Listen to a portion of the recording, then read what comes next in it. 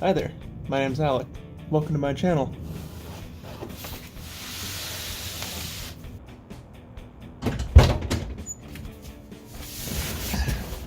This is my 1973 Plymouth Duster. It's got a slant 6 and a 904 automatic transmission. Column shifted, F3 green, interior also green. Most people not a fan of this color. I, however, absolutely love the green interior and the metallic green exterior paint.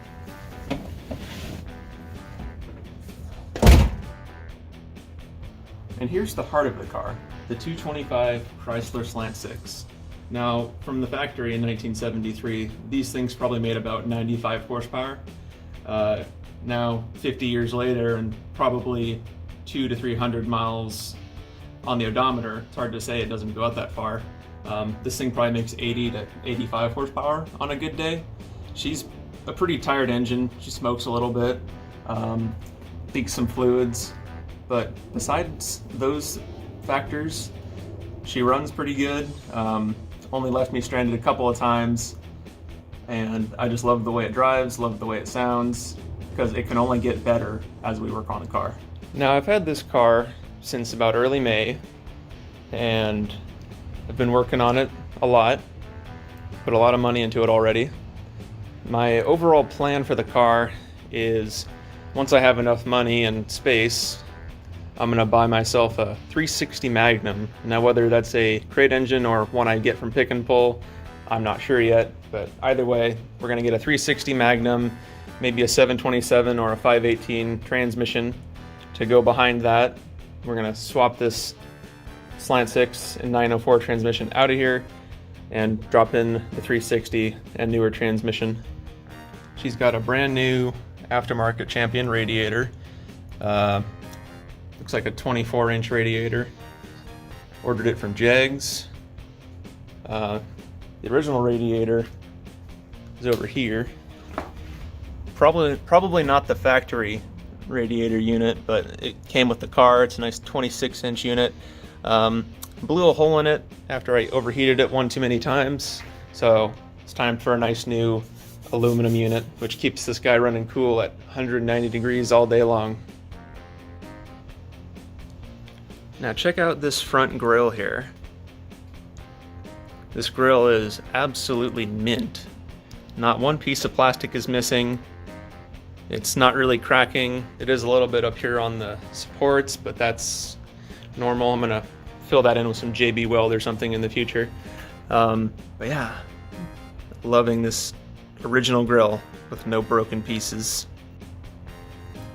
Now, she is a manual drum brake car, so no brake booster, and drum brakes all the way around, front and back.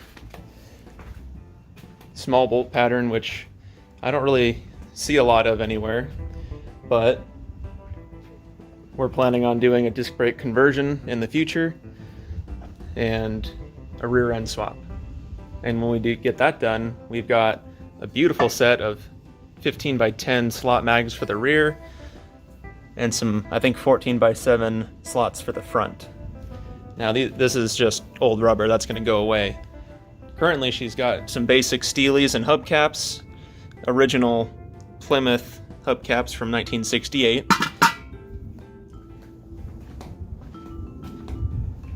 And then in the back here, we've got some nice reproduction steel wheels and hubcaps. Now, she's got a 7 1/4 rear end, which is the smallest rear end that Chrysler made for these cars. I'd like to put in an 8 1/4 or 8 3/4, but those can be expensive. So what I might end up doing is going with a Ford 8.8 rear end. Those guys came with disc brakes, limited slip, and 355 gearing, which is what I'd like to go with for this car. Those things are pretty easy to obtain and not too expensive either. So that's kind of what I'm thinking for the rear end of this car. So I think the plan for now is to keep the interior and hopefully the exterior as original looking as possible. If I do replace items, they're gonna probably be as close to the 70s as I can get them.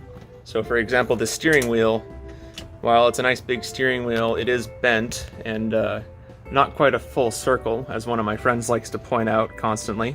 So I'm thinking about getting a nice Grant wooden steering wheel. Looks like it came from the 70s kind of, so I think it'll match well. Plus the wood grain will match the fake wood on the dash there. And these bench seats are in pretty good shape, although you can't see them because I have a piece of glass back here. The rear bench seat is pretty much mint, so is the headliner. The front bench seat is a little tired. It's got some tears, and the car came with this canvas seat cover, so I'm gonna rock that until I can afford to have this front seat reupholstered. Now this car came from the factory with air conditioning, believe it or not. And it sort of kind of works, not really. Heater works pretty good, but not the air conditioning. And none of these vent pieces are cracked. They're all here, all accounted for. It's pretty awesome. I added in a fire extinguisher, just in case. You never know when you're gonna need a fire extinguisher in a classic car. And a CB radio, because I'm going for a 70s street machine look with this car, and a lot of popular movies from the 70s and 80s had CB radios, so figured it was only right to have one in the car. So one thing that I get a lot of comments on about my car is the paint. Most of those comments are that people really like the paint on the Duster. However, if you look really closely, it's got a lot of orange peel. Like, so much orange peel. Now, from 20 to 30 feet away, you can't really see the orange peel, and the paint looks pretty good, but when you're up close and personal with it like I am, you see all the orange peel. Now, I cannot be charged with this crime. This was done by the previous owner of the Duster, whom I bought it from. He decided to paint it with a rattle can, and I don't know what kind of prep work he did or what, but this I am not a fan of this paint job. As I said before, the factory paint is F3 green.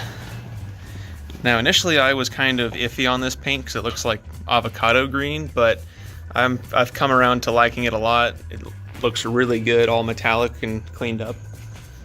Now I have been somewhat successful in chipping away some of this new paint off of the original paint. Like here on the cowl, I was able to peel away some of this new paint, and the original paint is actually in pretty good shape. And I'm gonna keep chipping away at it until I can hopefully peel all the new paint off of the car and hopefully rock this original paint, because it feels really smooth. I mean, maybe not this patch, that's a bad piece, but everywhere else feels really good, really smooth. So I'm gonna see what I can do about saving the original paint. Anyway, thank you for watching my video. This is the very first video, and I'd like to make many more videos with my Duster or with other people's cars, whether they're friends or just people I meet out on the road.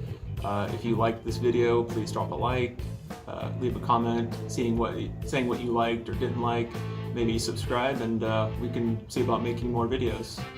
And yeah, thanks for watching.